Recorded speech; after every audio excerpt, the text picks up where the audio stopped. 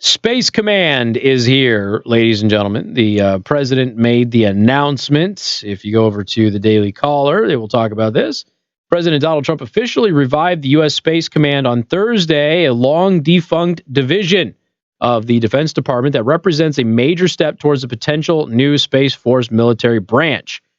U.S. Space Command was originally decommissioned in 2002, but is now being revived to meet the evolving threats of America's global adversaries. President Trump first floated the idea, it's funny because of space, of Space Force in 2018, which calls for an entirely new military branch devoted to combat beyond Earth's atmosphere, but the plan requires congressional approval.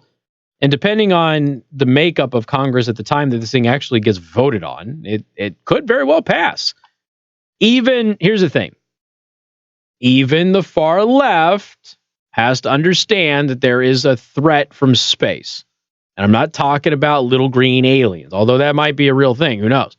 But there are more and more space weapons programs from Russia, from China, from others. And China has been very vocal about wanting to weaponize space. They have not minced words about that, even though there's supposed to be treaties in place, et cetera, et cetera.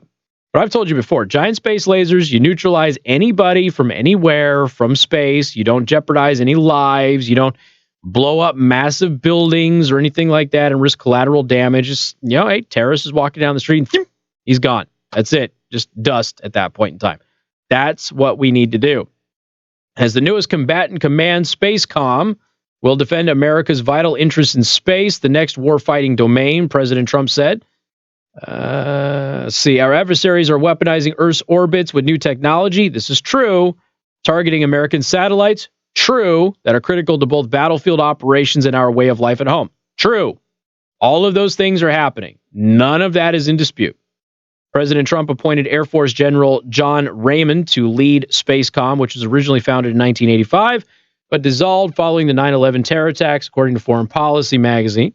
General Raymond told reporters that Russia and China were investing heavily in space, potentially making the environment a weakness for the U.S. We are the best in the world at space today, but our level of superiority is diminishing, he said. Space will not be an Achilles heel. Yes. That's exactly what I wanted to hear. All right, we got more coming up. News Talk 95.3, Michiana's news channel.